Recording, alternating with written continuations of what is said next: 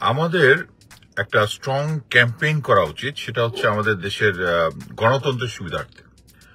আমাদের দেশে যখনই যে সরকারি আসুক, নির্বাচনের মাধ্যমে যারা আসবে, তাদেরকেই এই ক্যাম্পেইনটা অ্যাকচুয়ালি কোনো পার্টিকুলার রাজনৈতিক দলকে হেল্প করবে না। বাট এটা যদি আমরা ক্যাম্পেইনটা করতে পারি, তাহলে সেটা হচ্ছে আমাদের দেশের গণতান্ত্রিক চর্চাটা সঠিকভাবে হবে।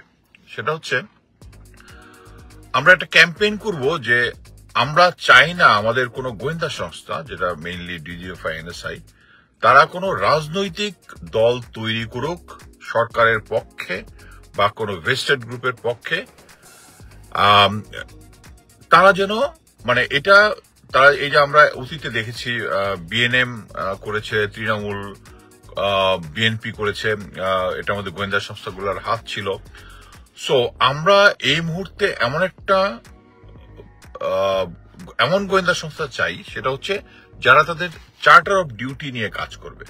গোয়েন্দা সংস্থা চার্টার অফ ডিউটি কি? তারা হচ্ছে দেশের সার্বভৌমত্ব, এটা হচ্ছে দেশের ভিতরে, এবং ইন্টেলিজেন্স মানে দেশের বাইরে যেটা, এবং কাউন্টার ইন্টেলিজেন্স যেটা দেশের ভিতরে শত্রু কোনো এজেন্ট আছে কিনা বা তাদের কোনো অ্যাক্টিভিটিস আছে কিনা, এইটা বের করা।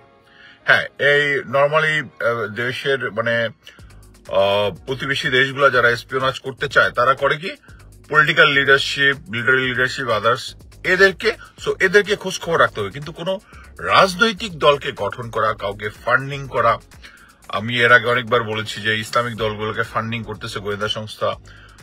তারপরে একটা নতুন দল যখন গঠন হয়, যেমন এখন কতগুলা নতুন দল হচ্ছে, তো কিছু কিছু লোকজনকে বলবে যে তোমাকে এই দল তোমাকে এই সহায়তা দিচ্ছে না, তুমি এত কাজ করলা ডেডিকেটেড, অতএব তোমার যে মামলাগুলো আমি ছাড়াই নিয়ে যাবো, ইয়াতে তুমি এসে এই দলে জয়েন করো। এই ক্যাম্পেইনটা আমাদের স্ট্রংলি করতে হবে।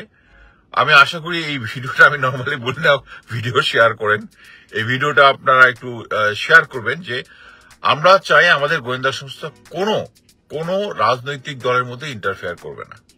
এবং যদি ইন্টারফেয়ার করে, আমি যদি প্রমাণ পাই, আমি এটা এক্সপোজ করব।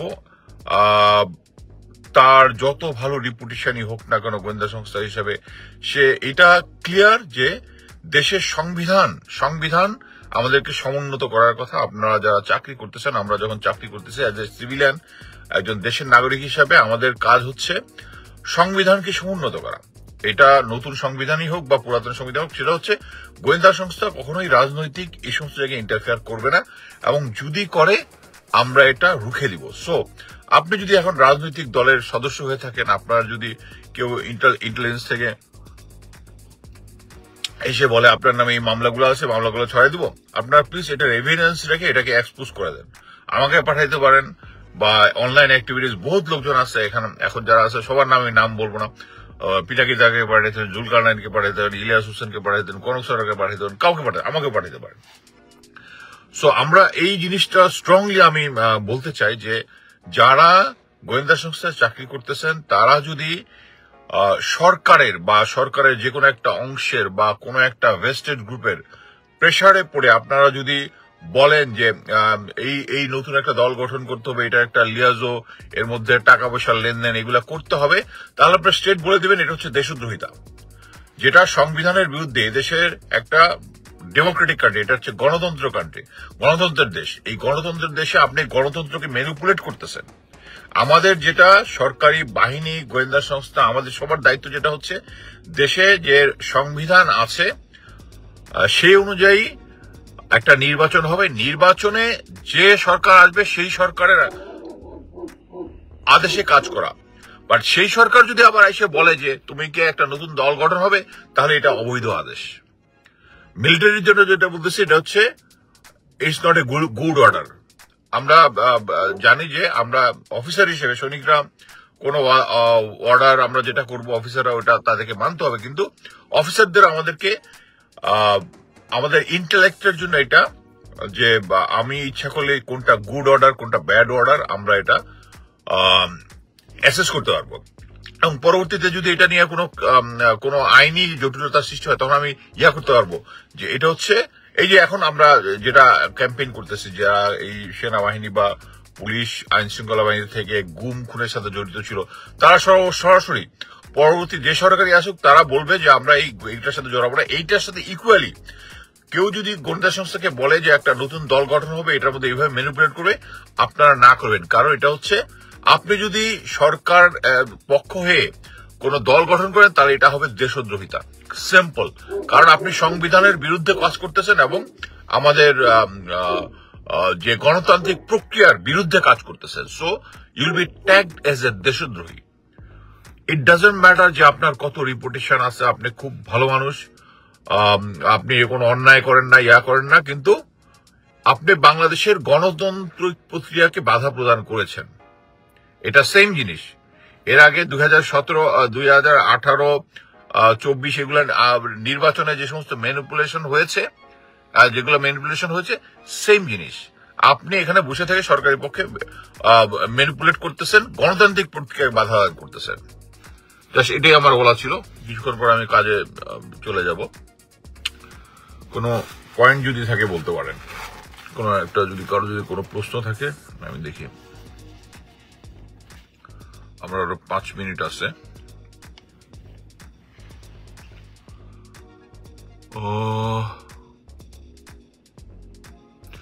ভাই, বর্তমান সরকার স্বৈরাচারের মতো আচরণ করতেছে। 90% লোক বলার পরেও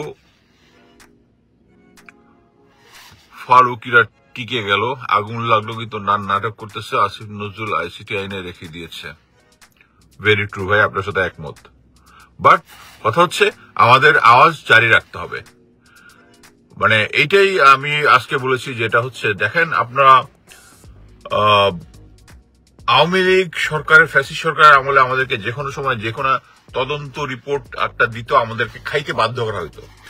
এবং এখনো কেন এই সরকার আমাদেরকে সেম একটা ভুয়া রিপোর্ট খাইতে বাধ্য করতেছে? কেন? কারণ তারা কনফিডেন্ট যে তাদের এই যে সমস্ত আমলা, সুশীল, যত সামরিক আছে সবাই আওয়ামী লীগের লোক। সো তারা এখনো বিশ্বাস করতেছে যে তারা এই ভুয়া রিপোর্টটা দিবে, আমাদের খাইতে বাধ্য করা হবে। আজকে brigadier general Hasan Nasir sir এখানে বিডিআর কার্নেজের যে ভিকটিম যে সমস্ত অফিসার এবং পরিবার নিয়ে প্রধান উপদেষ্টা ডক্টর ইউনূসের সাথে সাক্ষাৎ করেছেন। আমি ছবিগুলো আমার ওয়ালে পাবেন। সবচেয়ে ইম্পর্টেন্ট জিনিস হচ্ছে উনি ওখানে এটার বিস্তারিত বর্ণনা, আমাদের যে দাবি দেওয়া যেগুলো আছে বিচারের এবং অন্যান্য সমস্ত কিছু উনি ফিজিক্যালি ওখানে বলেছেন এবং লিখিত একটা কাগজও হ্যান্ড ওভার করেছেন। এবং একই সাথে আমাদের যে সেনাবাহিনীর পরিবারের অফিসার, আদার র্যাঙ্ক সবার যারা গত 15 বছরে শেখ হাসিনা সরকারের ভিকটিম হয়েছে, তারা অ্যাকচুয়ালি বিভিন্ন সময় সেনাবাহিনীতে অ্যাপ্লিকেশন দিয়েছে। জেনারেল হাফিজ, লেফটেন্যান্ট জেনারেল হাফিজ যিনি আছেন, তার কাছে অ্যাপ্লিকেশন করেছেন। আর সবচেয়ে অ্যামেজিং ব্যাপার হচ্ছে যখন এটা নিয়ে কথা বলেন যে এই সমস্ত ভিকটিম, প্রফেসর ইউনূস বলেছেন ওনার সেই ধরনের কোনো কিছু আসেই নাই। তার মানে হচ্ছে এত কিছু যে জমা দেওয়া হয়েছে সেনা প্রধানের কাছে বা ইয়ার কাছে, যে সমস্ত ভিকটিম অফিসার যারা, এটা প্রধান উপদেষ্টা পর্যন্ত যায়, উনি জানেই না যে দেশে একটা এরকম একটা সমস্যা আছে। এবং আমি মনে করি না যে প্রফেসর ইউনূস একটা রাজনৈতিক বক্তব্য দিয়েছে তার আন্ডার কমান্ডসে করার জন্য। সো এটা একটা গুড নিউজ। এবং সবচেয়ে ইম্পর্টেন্ট হচ্ছে যে সমস্ত দাবি দেওয়া প্লাস হচ্ছে সেনাবাহিনীকে পুনরায় সুসংগঠিত করার জন্য যে সমস্ত অফিসারদের বিচার করতে হবে, বিচারের দাবি, এটা নিজে প্রফেসর ইউনূসকে হ্যান্ড ওভার করেছেন। এবং সবচেয়ে অ্যামেজিং, যখন উনি চলে আসতেছেন তখন নাকি টেবিলের উপরে ছিল, প্রফেসর ইউনূস আবার ঘুরে গিয়ে ওই লিস্টটা ওনার নিজের কাছে নিয়ে আসছেন। সো এটা একটা আশার বিষয়। এবং সেম জিনিস বারবার আর বলতে চাই না, সেটা হচ্ছে যে এই ভিকটিম অফিসার যারা অ্যাপ্লিকেশন করেছিল তাদের ব্যাপারে অ্যাকচুয়ালি এখন পর্যন্ত কোনো কাজই করেনি সেনাবাহিনীর যে এমআই ডাইরেক্টরেট এবং আমি বলছি পিএস ডাইরেক্টরেট। হ্যাঁ, এখন নাকি এটা নিয়ে নাড়াচাড়া করতেছে। একটা জিনিস দেখেন যে আমি অনেক সময় অনেক কিছু অ্যাডভান্স বলি, এগুলার কারণ আছে। কারণটা হচ্ছে if you do not exert pressure they are not going to work. আপনি একটা জিনিস দেখতেছেন যে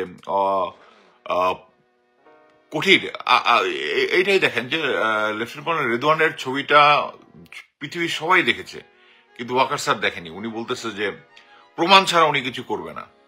এবং সবচেয়ে অবাক কাণ্ড হচ্ছে যে তাকে পানিশমেন্ট দেওয়ার জন্য সেনাবাহিনীতে ফিরে আনা হয়েছে, কিন্তু তাকে কিন্তু পানিশমেন্ট দেওয়া হয়েছে একটা কাগজে পানিশমেন্ট, অন গ্রাউন্ডে কোনো পানিশমেন্ট দেওয়া হয়নি। আমি যেটা শুনলাম তাকে চাকরিতে থাকার জন্য ভৎসনা বা এরকম সিভিয়ার রিপ্রিমেন্ট এরকম কিছু একটা দেওয়া হয়েছে। বাট মানে মানুষ খুনের জন্য যদি কি বলে কঠোর ভৎসনা করা হয়, সিভিয়ার রিপ্রিমেন্ট বা এই ধরনের,